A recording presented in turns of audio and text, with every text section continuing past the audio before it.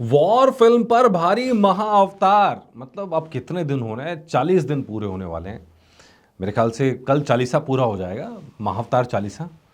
तो लेकिन अभी भी फिल्म ये अभी मौजूदा फिल्मों पर भी भारी पड़ रही है। नमस्कार, मेरा नाम है मनीष शर्मा और आप देख रहे हैं जनगण मन रिएक्ट्स।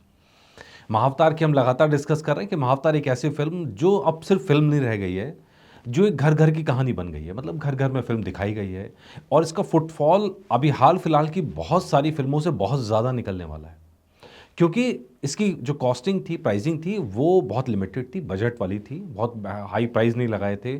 और उसके बाद भी 300 करोड़ तक का कलेक्शन करना, मतलब ये अपने आप में चमत्कार है। 392 सीआर के आसपास फिल्म, जो डाटा है उसके हिसाब से ये इंडिया ग्रॉस में पहुंच चुकी है और जिस रफ्तार पे चल रही है 101% 300 करोड़ पार करने वाली है। तो अब यहाँ से जो इसका सवाल है, वो अगर आप इस समय की आसपास की बाकी फिल्मों के साथ कंपैरिजन करोगे तो आपको समझ में आएगा ये बात क्यों कह रहे हैं। चलिए वॉर टू के साथ कंपैरिजन करते हैं। वॉर टू ने 16वें दिन में 65 लाख रुपए कमाए थे। 16वां दिन यानी फ्राइडे, 65 लाख रुपए, मतलब आप समझ ही सकते हैं कि मतलब ये कलेक्शन आपको इसको क्या कहेंगे। इसके मुकाबले में अपने 36वें दिन में इस फिल्म ने, महाअवतार ने 95 लाख रुपए कमाए। मतलब 16वें दिन से आप 36 डे, 16 वर्सेस 36 डे का कंपैरिजन कर रहे हैं और महाअवतार इसमें भी जीतती हुई नजर आ रही है। इसके अलावा अगर आप 17वें दिन से कंपैरिजन करेंगे तो 1 करोड़ 15 लाख रुपए कमाए थे वॉर टू फिल्म ने अपने सैटरडे को, थर्ड सैटरडे। और 37वें दिन इस फिल्म ने कमाए थे 1 करोड़ 90 लाख रुपए। मतलब महाअवतार को आप देखेंगे तो वो मतलब एक अलग ही लेवल नजर आ रहा है। 17 वर्सेस 37 है यहाँ पे, ध्यान रखिएगा, या आपस में सेम डे पे नहीं टकरा रहे हैं। 18वें दिन से आप कंपैरिजन करेंगे, 1 करोड़ 45 लाख रुपए कमाए थे वॉर टू ने, तो महाअवतार ने 2 करोड़ 65 लाख रुपए कमाए थे। मतलब हर जगह हर दिन पे टक्कर दे रही है और हर दिन ज्यादा कमा रही है। ये फर्क होता है, कंटेंट का फर्क होता है।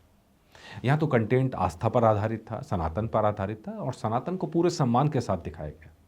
तो नतीजा आप देख रहे हैं, तकरीबन 1 महीने का रन होता साइकिल, उस 1 महीने के साइकिल से कहीं ऊपर पहुंच चुकी है। 1.5 महीना होने को पूरा आ रहा है लेकिन फिल्म अब भी कमा के दे रही है। सिनेमाघर मालिक खुश हैं कि भाई देखो शोज़ लगे हुए, लोग अभी भी सिनेमाघर पहुंच रहे हैं। लेकिन इधर वॉर टू का हाल बुरा है। मंडे को इसने 60 लाख रुपए कमाए हैं और यहाँ पर 75 लाख रुपए महाअवतार ने कमाए। वो भी तब जब नई फिल्में आ रही हैं। अच्छा, साउथ के अंदर तो कुली तमिल में चली रही है, वो तो अभी भी कमा रही है। अगर कुली को कंपैरिजन देखेंगे तो कुली थोड़ा बेटर कर रही है महाअवतार से, लेकिन फिर डेज़ का फ़र्क देख लीजिए, 16वें दिन वर्सेस 36वें दिन आप देखेंगे, या 39वें दिन वर्सेस 19वें दिन देखेंगे, तो भी महाअवतार टक्कर देती हुई नज़र आ रही है। लेकिन अगर आप कुल मिलाकर देखेंगे, महाअवतार डेफिनेटली भारी पड़ रही है। अगर यही हाल रहा तो अगले कुछ दिनों में हो सकता है कि परम सुंदरी के कलेक्शन पर भी आपको महाअवतार भारी दिखाई देने लगे। कहीं ना कहीं ये डेफिनेटली विज़न का फ़र्क होता है। और अब आने वाले दिन में तो और थोड़ा मुश्किल होता जाएगा, क्योंकि अब 5 तारीख को एक नहीं कई सारी फिल्में आ रही हैं और हर तरह के कंटेंट की फिल्में आ रही हैं, डिफरेंट डिफरेंट जोन्स की फिल्में आ रही हैं। तो अलग अलग जोन्स में जब फिल्में आएंगी, अलग अलग जोनर में फिल्में आएंगी, तो एक अलग तरह का मार्केट क्रिएट होता है उसमें। लेकिन महाअवतार शांत भाव से अपना कलेक्शन करे जा रही है और ये दिखा रही है कि रियल ब्लॉकबस्टर आखिर दिखती कैसे है।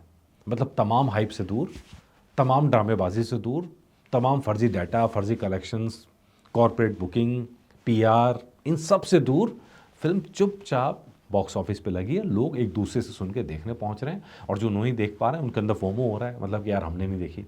तो खैर, अब तो कुछ समय में फिल्म डेफिनेटली ओटीटी पर आएगी तो बहुत सारे लोग वहाँ पर भी देखेंगे। लेकिन इतना 1 महीने 1.5 महीने बाद भी लोग सिनेमा हॉल पहुँच रहे हैं, अपने आप में बहुत बड़ी बात है। यही रियल ब्लॉकबस्टर की असली पहचान है।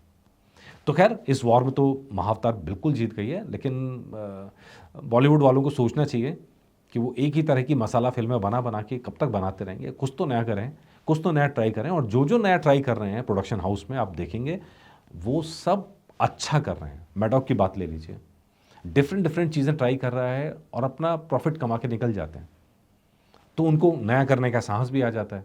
तो ये चीज़ें मुझे लगता है बॉलीवुड में बड़े बड़े प्रोडक्शन हाउस, चाहे धर्मा हो चाहे यशराज हो, उनको सोचनी चाहिए कि अब कुछ नया करने का टाइम आ चुका है। कुछ नया ट्राई करें। सैयारा में कुछ नया ट्राई करा था, बड़े बड़े स्टार वैल्यू से हट गए, स्टार कास्ट से हट गए, बड़ी बड़ी फीस से हट गए, तो देखिए क्या चमत्कार हो गया सैयारा का भी। तो खैर ये सारे अपडेट आप बताइएगा, आपकी क्या राय है इस बारे में? क्या आपको लगता है कि वाकई में बॉलीवुड को कॉपीवुड से अलग हो जाना चाहिए, या बॉलीवुड को भी अब ग्राउंड की जो स्टोरीज़ हैं, जो रियल लाइफ की स्टोरीज़ हैं, असली इंसान की कहानी है, उसका दर्द, उसकी समझ, उसकी पीड़ा, उसके आसपास भी पहुंचना चाहिए और उस सबको बड़े पर्दे पर दिखाकर एक नई कहानी पेश करनी चाहिए? आपकी इस बारे में क्या राय है, मुझे कमेंट करके बताएगा।